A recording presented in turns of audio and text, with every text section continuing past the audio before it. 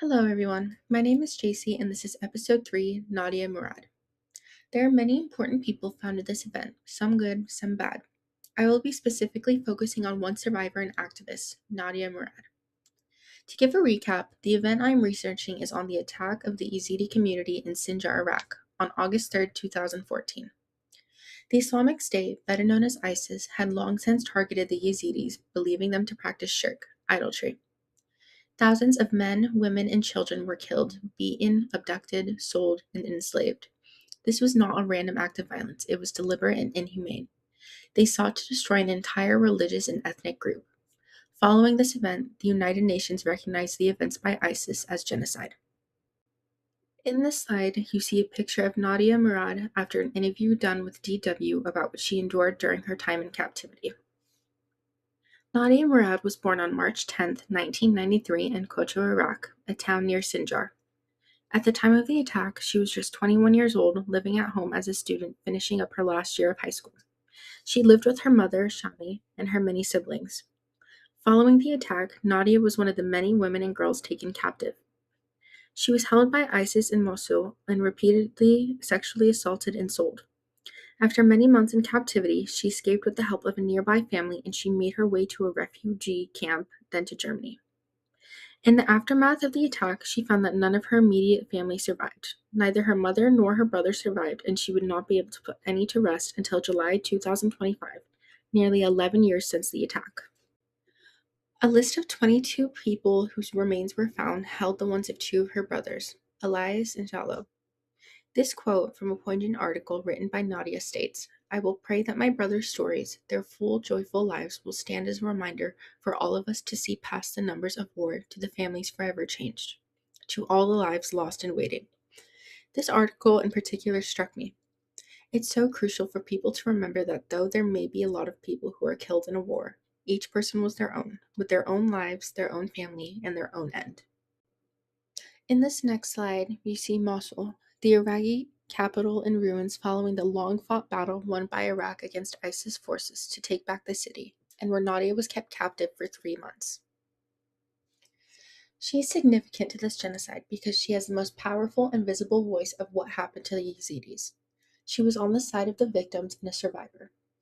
During her time in captivity, she was repeatedly beaten, raped, and had cigarettes put out on her. She was emotionally and physically abused, made to convert, and then taken and sold in a slave auction. In a quote from her memoir, The Last Girl, My Story of Captivity and My Fight Against the Islamic State, she says, "When ISIS came to Mosul, women welcomed them, celebrating vicious policies that exploited women like me.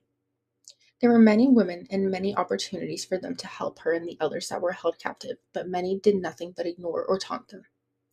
Through her voice and her work, she talks about all she endured and how that trauma won't stop her from demanding justice.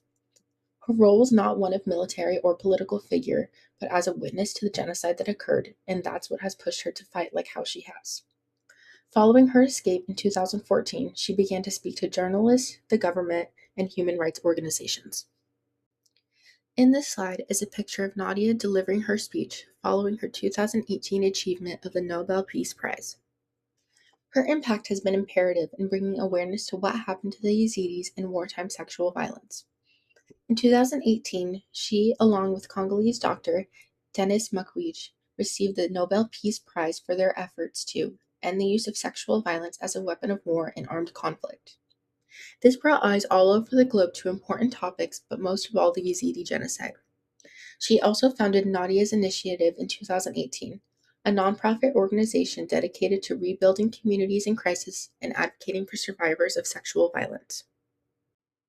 As for what happened to her, she survived, not only in her resilience, but in the way she keeps the memory of her family and Yazidis alive. Today, she continues to advocate for those who can't and those who are afraid. She is a symbol of justice and reliance to many all over the world. Within the Yazidi community, she's seen as someone who has brought recognition to the barbarism and the suffering of them.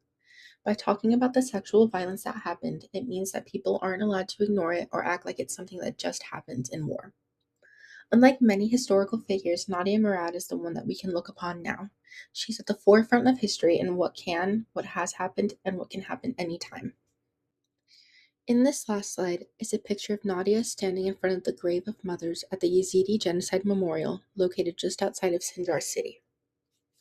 To conclude, Nadia Murad's significance in the Yazidi genocide lies in what she has transformed from.